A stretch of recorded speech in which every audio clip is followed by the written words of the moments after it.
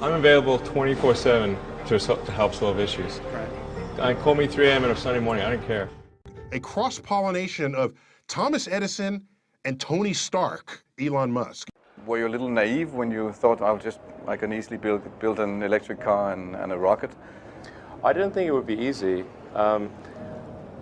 Like I said, I thought they would probably fail. But you know, like creating a company is almost like having a child. So it's sort of like, how do you say your child should not have food? So once you have the company, you have to feed it and nurse it and take care of it, even if it ruins you. Yeah.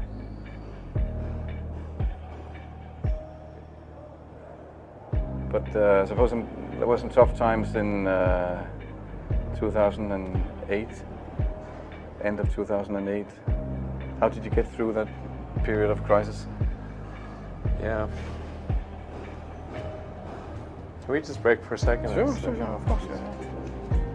You want to wait a little while?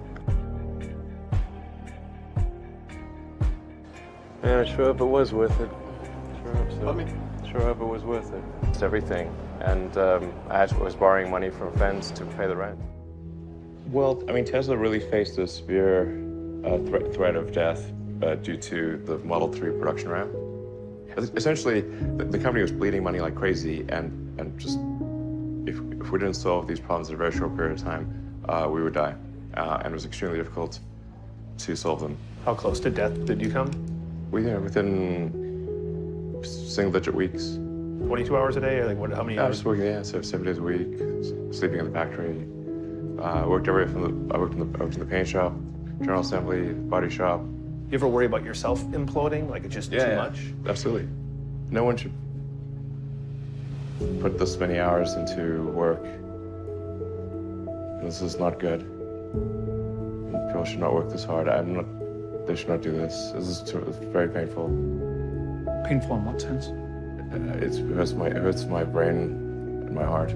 Where do you come up with your best ideas? Are you on vacation, or are you kind of just like in the middle of the night you wake up and start drawing things down? Or You know, this sounds really cliche, but like the shower is probably like wake up and go to shower in the morning. And I think actually what's really happened is kind of stuff is percolated in the subconscious. Right. And it's not really occurring in the shower, but you're kind of getting the results of last night's, computation, basically. Right. Whatever area that you get into, given that, even if you're the best, there's always a chance of failure. So I think it's important that you really like whatever you're doing. If you don't like it, life is too short.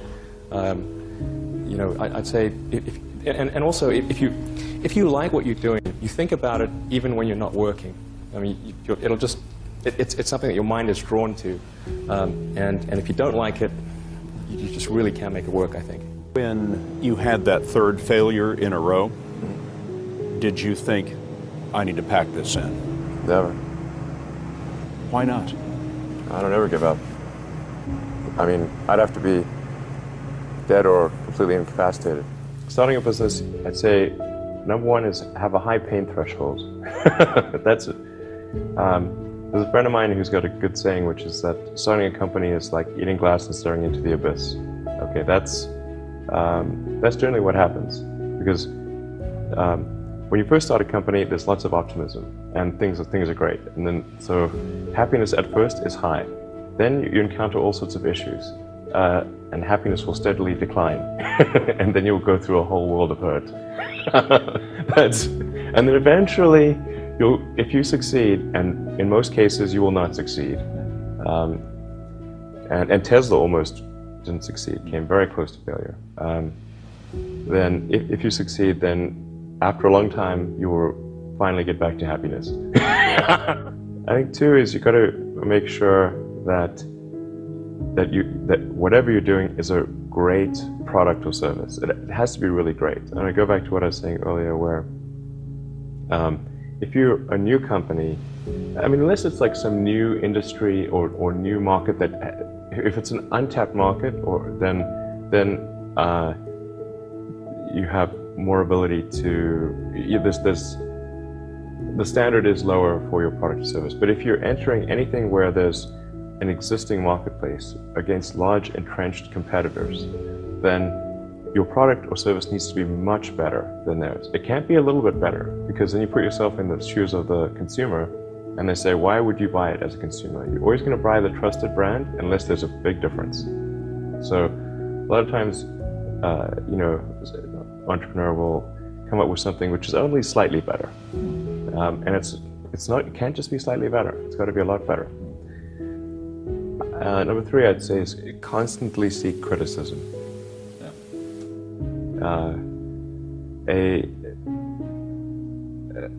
A well thought out critique of whatever you're doing is as valuable as gold. And you should seek that from everyone you can, but particularly your friends. Usually your friends know what's wrong, but they don't want to tell you because they don't want to hurt you. So lift you up, sort of. yeah. So they say, oh, I would encourage my friend, so I'm not going to tell him what I think is wrong with his product. Yeah. It doesn't mean your friends are right, but very often they are right. And you at least want to listen very carefully to what they say. And to everyone, if you're looking for, basically, you should take the approach that you're wrong. You know, that you, the entrepreneur, are wrong. Your goal is to be less wrong.